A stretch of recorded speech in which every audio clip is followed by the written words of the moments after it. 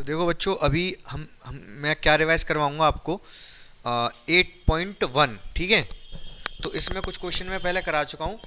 Question जब आप पढ़ते हो करते हो तो पहले क्वेश्चन को बहुत ध्यान से पढ़ना पड़ेगा आपको। ठीक है ना, मतलब जब भी आप क्वेश्चन कर रहे हो तो उसको पहले बहुत ध्यान से पढ़ो, कहना क्या चाह रहा है, गलती मत करो। जब आप पहली बार क्वेश्चन कर रहे हो तब समझ लो क्वेश्चन कह क्या रहा है। ठीक है ना, जैसे ऐसा ना हो कि फिर दोबारा में भी जब पढ़ रहे हो तब भी ऐसा है कि क्वेश्चन ही नहीं समझ पा रहे। तो जब आप पढ़ रहे हो, क्वेश्चन कर रहे हो, तो उसी टाइम पे बहुत ध्यान से क्वेश्चन को समझ लो पहले आप। ठीक है, जिससे कि दोबारा जब पढ़ो उसको तो गलती ना हो। अब सेवेंथ क्वेश्चन देखो आप फटाफट। सेवेंथ क्वेश्चन में वो क्या कह रहा है, एक रोम्बस है, दे रखा है उसने, रोम्बस है ये A B C D, A B C D, ये ए बी सी डी एक रोम्बस है। गिवन लिख दे रहा हूँ यहाँ पर। गिवन क्या है, गिवन है कि यही है बस, केवल A B C D is a rhombus.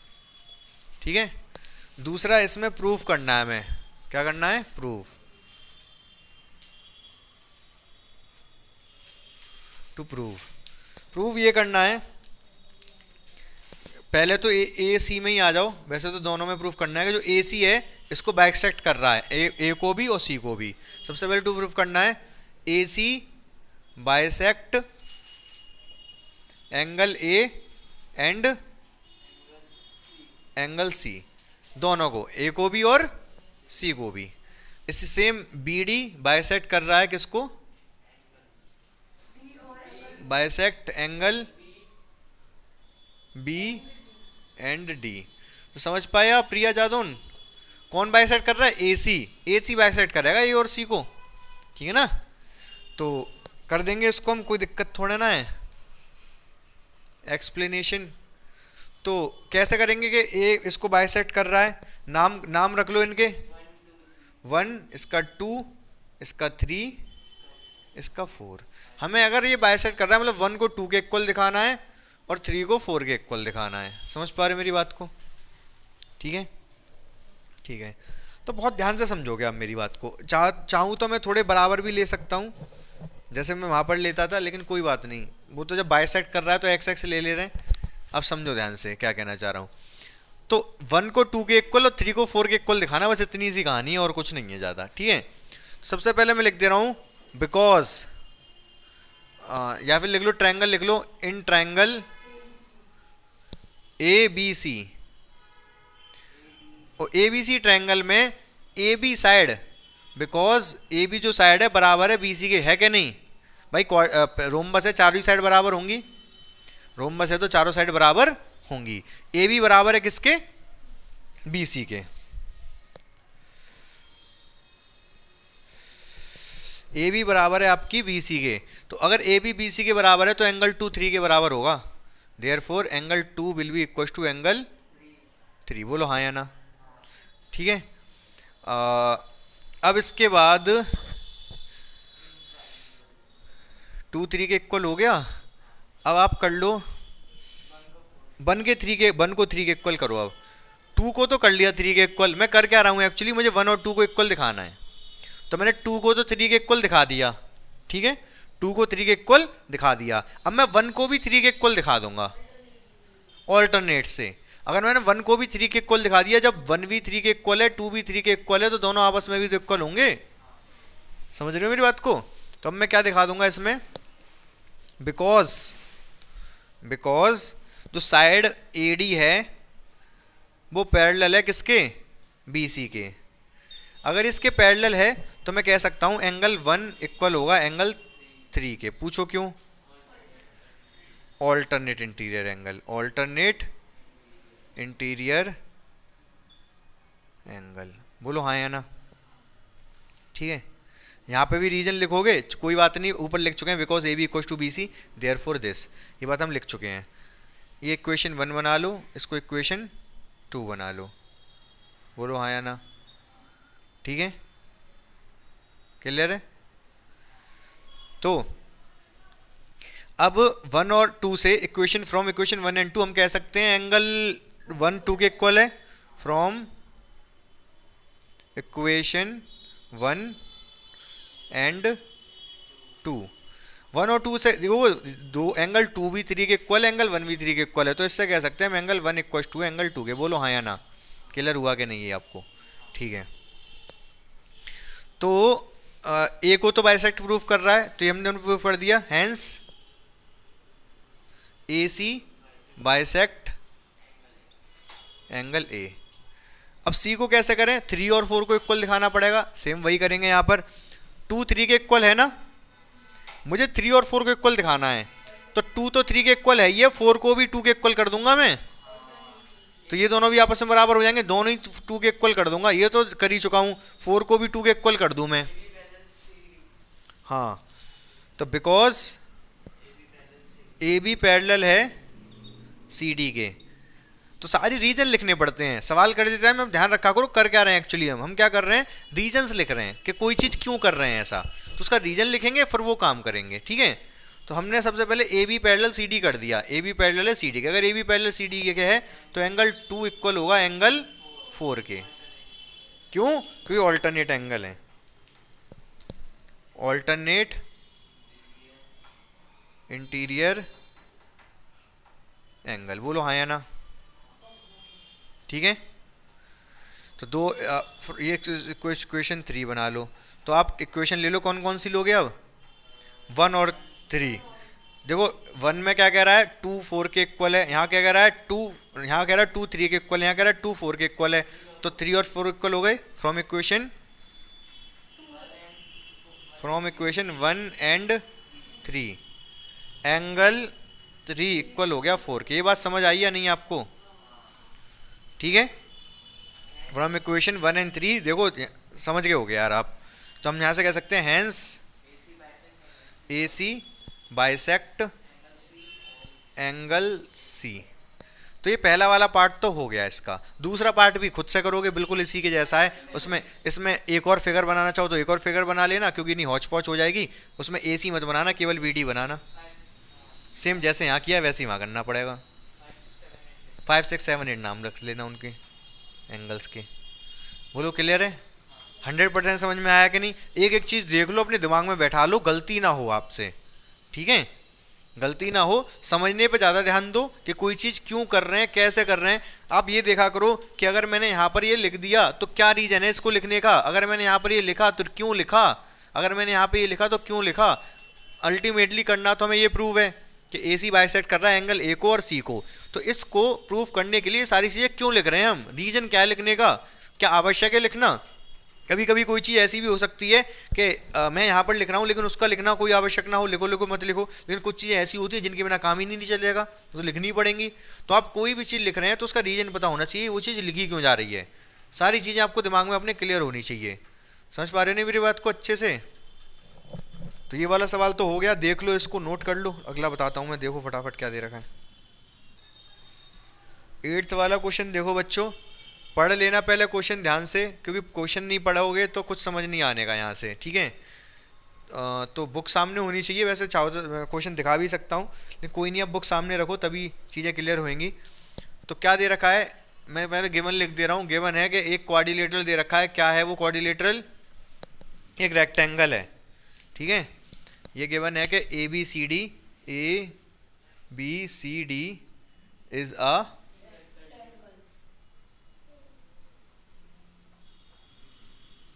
Rectangle. ठीक है, ए बी सी डी एक रेक्टेंगल है, दे रखा है हमें, तो बना दे रहा हूं पहले एक रेक्टेंगल। और भी कुछ दे रखा है शायद, और भी चीज़ें दे रखी हैं इसमें। क्या दे रखा है? जो ए सी है वो बाइसेक्ट कर रहा है ए बी सी डी। ये जो ए सी है ये क्या कर रहा है? बाइसेक्ट कर रहा है एंगल ए को और सी को, बाइसेक्ट कर रहा है एंगल ए को और सी को। समझ रहे हो मेरी बात को? ये गिवन है तो यहाँ पर ये भी डाल दो इसमें। बाइसेक्ट करने का मतलब ये है, फिर तो मैं एक्स एक्स ले रहा हूँ, एक्स एक्स वाई वाई।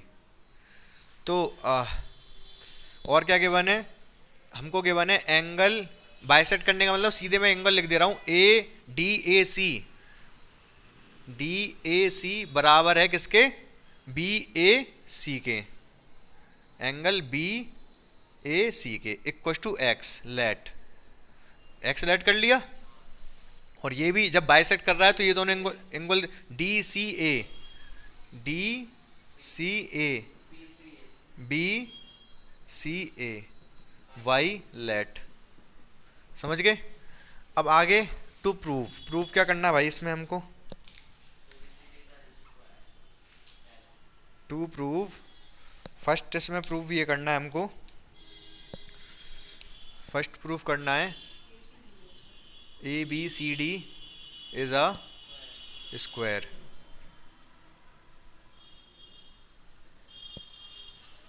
दूसरा क्या प्रूफ करना है,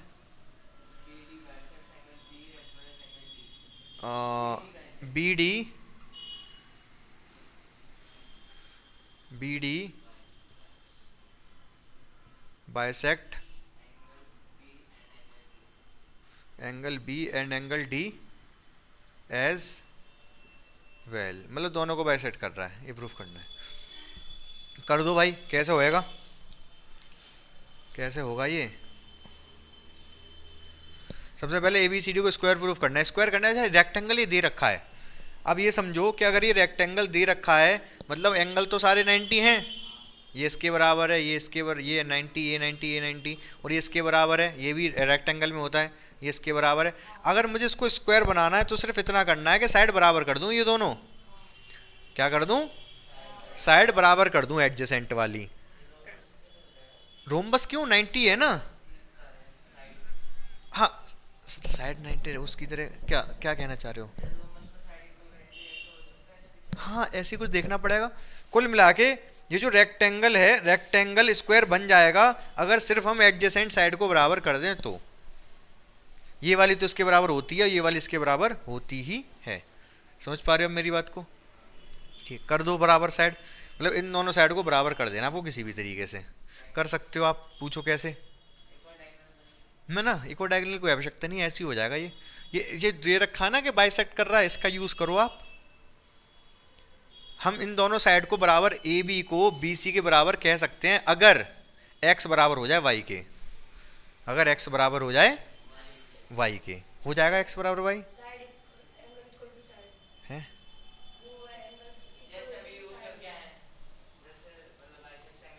अरे ऑल्टरनेट एंगल है भाई ये, एक्चुअली हमें करना तो इसको इसके इक्वल है, लेकिन ये वाला इसके ऑल्टरनेट है तो इक्वल हो जाएगा भाई। ऑल्टरनेट है, साइड तो पैरेलल ही है ना, रेक्टेंगल है तो, बिकॉज ए बी पैरेलल है सी डी के, ए बी पैरेलल है सी डी के, तो angle B A C, B A सी बराबर हो जाएगा एंगल ए सी डी के, ए सी डी के। बोलो हाँ या ना?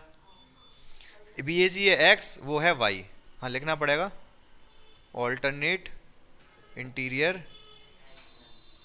एंगल। सही बात है, एक्स वाई के एंगल एक्स एंगल वाई लिख दो, एंगल एक्स एंगल वाई के इक्वल हो गया तो खेल खत्म हो गया। लिख दोगे in triangle B A C A B C if angle x equal है एंगल वाई के, तो क्या हो जाएगा A B equal B C के। ठीक है, बस हो गया प्रूफ। एक्चुअली करना ये बात कंसेप्ट समझना पड़ेगा। अगर ये इस रेक्टेंगल दे रखा है तो इसको स्क्वायर प्रूफ करने के लिए केवल और केवल एडजेसेंट साइड को बराबर करना है, इसके अलावा कुछ नहीं करना। और अगर ये क्या दे रखा है, अगर ये रेक्टेंगल दे रखा है तो स्क्वायर प्रूफ करने के लिए केवल और केवल एडजेसेंट साइड को बराबर करना है। हाँ या ना? ठीक है, तो कर दी हमने बराबर, A B equal to A C हो गई। Hence A B C D is a square. चाहो तो थोड़ा सा और लिख दो, थोड़ा सा और क्या लिखोगे? नहीं नहीं, ऐसे मतलब थोड़ा लैंग्वेज लिख दो, because A B C D is a rectangle and adjacent side A B equal है बी सी के। Therefore we can say ABCD is a square. तो हमने यहाँ लैंग्वेज लिख दी अपनी, क्या लैंग्वेज लिख दी कि ABCD रेक्टेंगल है एंड एडजेसेंट साइड, ये क्या लिख दिया मैंने, एडजेसेंट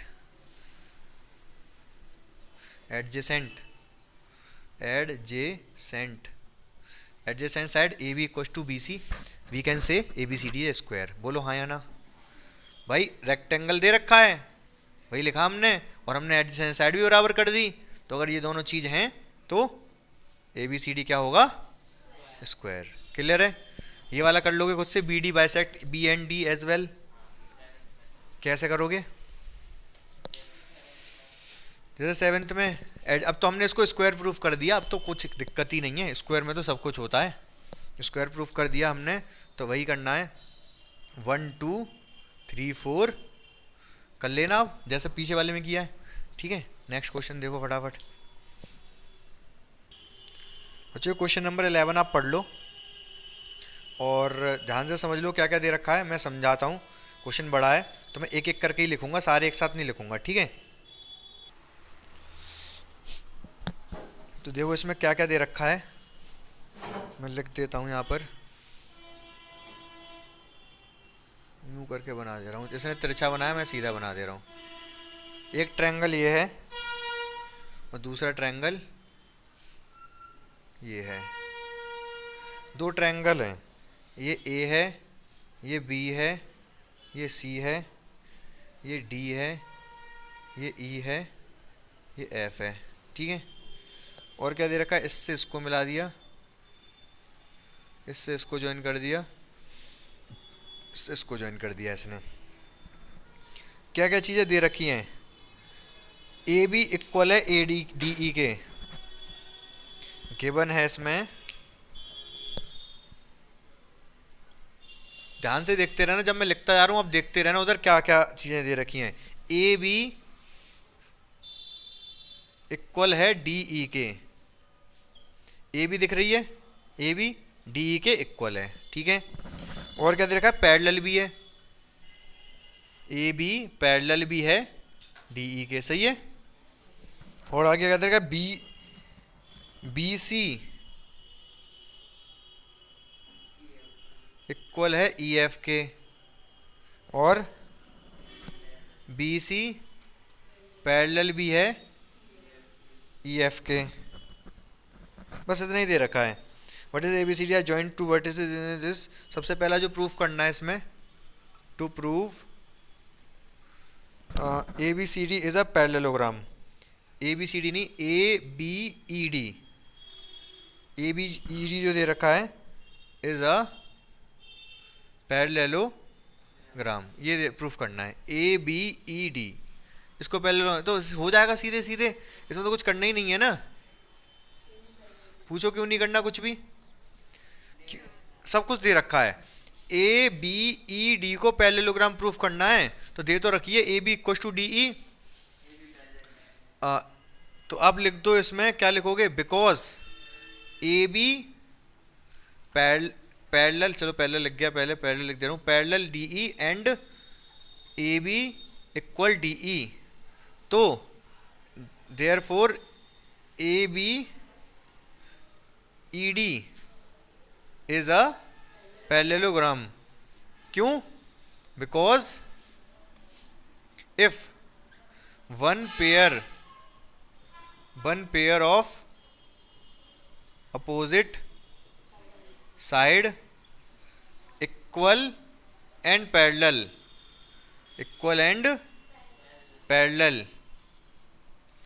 देन, बस इतनी, क्योंकि one pair of opposite equal भी है पैरेलल भी है, तो हम पैरेललोग्राम कह सकते हैं।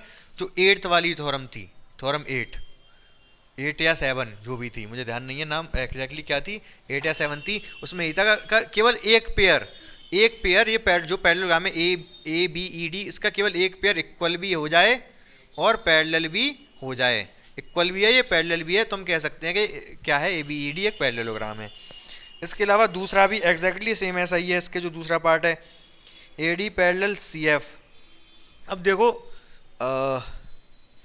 एक्चुअली यहाँ पर है क्या, दूसरा इसने जो दे रखा है डी, मैं समझा दे रहा हूँ। अब दूसरा B C equal to E F, कहाँ है बी सी, बी सी और ई एफ, ये साइड इसके इक्वल दे रखी है और पैरेलल भी दे रखी है। तो मैं कह सकता हूँ कौन सा वाला, जिसको मैं अभी ये वाला, ये वाले को भी पैरेललोग्राम कह सकता हूँ मैं, समझ पा रहे हो, क्योंकि ये इसके इक्वल भी है और ये इसके पैरेलल भी है। तो ये वाला भी पैरेललोग्राम प्रूफ हो गया, ये वाला भी पैरेललोग्राम प्रूफ हो गया और ये वाला भी पैरेललोग्राम प्रूफ हो गया। ये वाला, इन दोनों को पैरेललोग्राम प्रूफ कर चुके हैं हम, बोलो हाँ या ना। ठीक है, तो इसमें क्या कह रहा है, थर्ड में कह रहा है कि प्रूफ करना है आपको ए डी पैरेलल है सी एफ के, आपको प्रूफ करना है ए डी पैरेलल है सी एफ के। बहुत ध्यान से समझना है मेरी बात को। जब हमने ए बी ई डी को पहले वाले पार्ट में ए बी ई डी को पैरेललोग्राम प्रूफ कर दिया, दूसरे वाले पार्ट में इसको बी ई एफ सी को करेंगे, बी ई एफ सी को इसी तरीके से, बस इतना ही लिखना है कि ये दोनों इक्वल हैं, पैरेलल है, तो बी ई एफ सी एक पैरेललोग्राम है, because one pair of object है इक्वल एंड पैरेलल। समझ रहे हो मेरी बात को। तो इसको भी मैं पैरेललोग्राम प्रूफ कर दूंगा इसी तरीके जैसे मैंने ऊपर किया। समझ में आ रहा है या नहीं। ठीक है, अगर ये वाला भी पैरेललोग्राम है और ये वाला भी पैरेललोग्राम है तो होगा क्या, ये वाली साइड इसके इक्वल और पैरेलल हो जाएगी। अगर ये वाला भी पैरेललोग्राम है तो ये वाली साइड इसके इक्वल और पैरेलल हो जाएगी। तो ये इसके इक्वल, ये इसके इक्वल, तो ये दोनों आपस में इक्वल नहीं होंगे, इक्वल और पैरेलल हो जाएंगे। ठीक है ना, ये दोनों भी आपस में इक्वल और पैरेलल हो जाएंगे। तो ये दोनों आपस, बस यही प्रूफ करा रहा है तीसरे वाले में, ये थर्ड में, कि ए डी पैरेलल है सी एफ के और ए डी इक्वल है सी एफ के, ए डी इक्वल है। दोनों चीज़ें प्रूव हो जाएंगी, ये दोनों चीज़ें प्रूफ हो जाएंगी। कैसे, इन दोनों से, पहले वाले दोनों पार्ट से। पहले वाले पार्ट में हमने इसको पैरेललोग्राम प्रूफ कर दिया तो ये इक्वल हो गए और पैरेलल भी हो गए। दूसरे पार्ट में इसको पैरेललोग्राम प्रूफ कर दिया, ये दोनों इक्वल भी हो गए, पैरेलल भी हो गए। दोनों इक्वेशन से क्या होगा, दोनों इक्वेशन से ये हो जाएगा कि ये आपस में, ये दोनों इक्वल और पैरेलल प्रूफ हो जाएंगे। अगर ये इक्वल और पैरेलल प्रूफ हो गए, इधर से निकलना पीछे से, ये अगर इक्वल और पैरेलल प्रूफ हो गए तो क्या हो जाएगा, ये वाला भी parallelogram, one pair of object equal and parallel, तो ये ऊपर वाला भी पैरेललोग्राम प्रूफ हो जाएगा। तो चौथा वाला पार्ट भी हो जाएगा आपका ए सी इक्वल डी एफ। जब ये ऊपर वाला पैरेललोग्राम प्रूफ हो गया तो ए सी डी एफ के इक्वल भी हो जाएगा, पैरेललोग्राम प्रूफ हो गया तो, और पैरेलल भी प्रूफ हो जाएगा। ठीक है, समझ रहे हो ना। और लास्ट में दोनों ट्रायंगल को कॉन्ग्रुएंट प्रूफ करना है। दोनों ट्रायंगल कॉन्ग्रुएंट प्रूफ हो जाएंगे कि ये साइड इसके इक्वल, ये साइड इसके इक्वल और ये साइड इसके इक्वल हमने कर दी, तो ट्रिपल एस से हो जाएंगे ये दोनों। समझ पा रहे हो मेरी बात को, हल्का फुल्का देखो करने की कोशिश करना। अगर नहीं होता है तो मैं कल पूरा एक्सप्लेन कर दूंगा, समझ रहे हो ना। अगर आप नहीं कर पाते उसको तो मैं पूरा एक्सप्लेन कर दूंगा। 11th वाला भी 12th वाला भी कर दूंगा, नहीं कर पाए अगर तो, और 9 10 में से देख लेना, कर पा रहे हो तो सही है, नहीं मैं थोड़ा बहुत बता दूंगा आपको। ठीक है, आप घर से प्रैक्टिस करना, बाकी 8.1 की मैं जो जो आपको नहीं आएगा वो मैं बता दूंगा। ठीक है, ठीक करके आओ घर से आप।